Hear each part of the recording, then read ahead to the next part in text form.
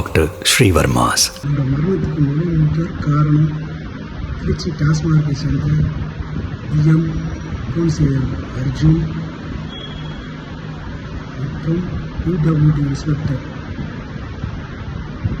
ராதாகிருஷ்ணன், இந்த PWD writer Aravind எல்லாம் தான் காரணம். எல்லாரும் தொழில் பண்ணிட்டு அமைதியாக தான் தொழில் பண்ணுறாங்க. கண்டினியூவாக மாதம் 50,000 சொல்லி கேஸு போட்டு எப்படி தொழில் பண்ணுறோம் பார்க்குறேன். என்ன செய்கிற கொடுக்க கேஸுக்கு நான் அவனை காலி பண்ணாமல் விட மாட்டேன். வேலை செய்கிறவங்க மிரட்டி நீ அவன்கிட்ட வேலை பார்த்தீங்கன்னா அவனுக்கு கூட்டாஸ் போட்டு விட்டுருவேன், அது போட்டு விட்டுருவோம், இது போட்டு விட்டுருவோம் சொல்லி கண்டினியூவாக மிரட்டிக்கிட்டே இருக்காங்க. இதுவும் இல்லாமல் டிஎம்மு அக்கௌண்ட்ஸ் ஏஎம் முடிச்சுட்டு இருக்காங்க. அவங்க எல்லா இடத்துலையும் என்கிட்ட பணம் வாங்கிட்டு தான் இருக்காரு. ஃபுல்லாக பணம் கொடுத்துட்டு தான் இருக்காங்க. மாதம் பணம் கொடுத்துட்டு தான் இருக்கேன். அதுவும் இல்லாமல் டெண்டர் அப்போ 1.25 லட்ச ரூபா பணம் வாங்கினேன். அந்த பணமும் நான் கொடுத்தேன். யார்கிட்ட நான் வசூல் பண்ணலை, ஒன்றாலும் செய்யலை, எதுவுமே பண்ணலை.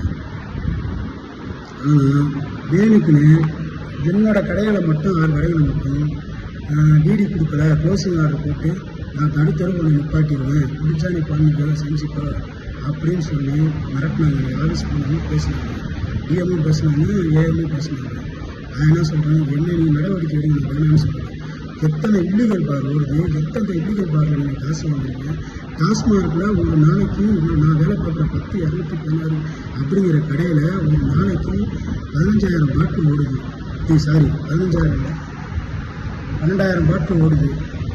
இது 2,000 பாட்டில் போட்டு ஓடுது. 17,000 ரூபா எக்ஸஸ்ஸு.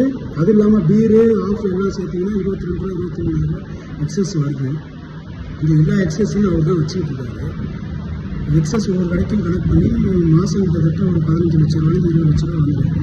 அதில் ஏஎம்க்கு பங்கு போகுது. இதை வசூல் பண்ணி கொடுக்குறது ஜேபி ஒரு வசூல் பண்ணி கொடுக்குறது.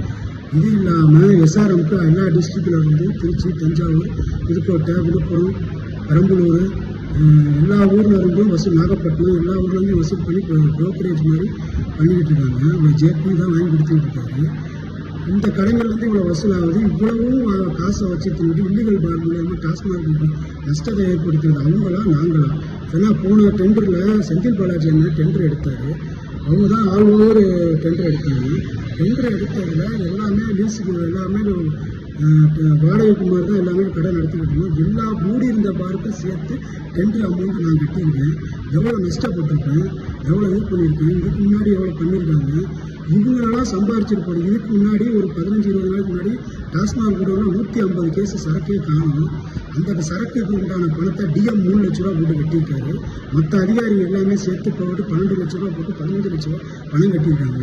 இவங்க பண்ணுறதெல்லாம் நியாயமா? இவங்க பண்ணுறதெல்லாம் நியாயம் எல்லாம் செஞ்சுன்னா நான் உழைச்சி சம்பாரித்து கொடுக்குறேன், லஞ்சம் கொடுக்குறேன். போலீஸ் பாலகிருஷ்ணன் சாருக்கு மாதம் 1,18,000 ரூபா பணம் கொடுக்குறேன் லஞ்சம்.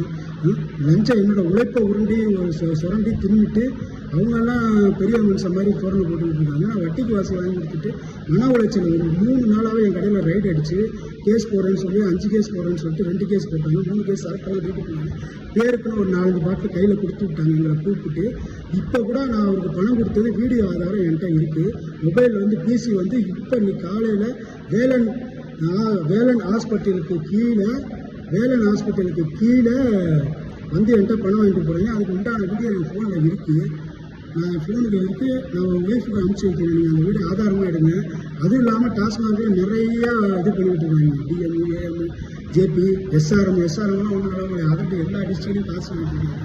இந்த இன்ஸ்பெக்டரும் காசு வாங்கிட்டு இருக்காங்க. உழைச்சி சம்பாதிக்கிற நாங்கள் வந்து சாகணும். இவங்கெல்லாம் வந்து ஊதாரிகரமாக எல்லாமே உழைச்சி உல்லாச வாழ்க்கை வாழ்ந்துட்டு இருக்காங்க. அவங்களோட சொத்து மதிப்பு எவ்வளோ உங்களுக்கு தெரியல. எல்லாம் நாங்கள்லாம் கஷ்டப்பட்டு சம்பாரித்து கொடுத்துக்கிட்டு இருக்கோம். எங்களெல்லாம் விட்டுவிட்டு இது மாதிரி பண்ணிக்கிட்டு இருக்காங்க. இதுக்கு வந்து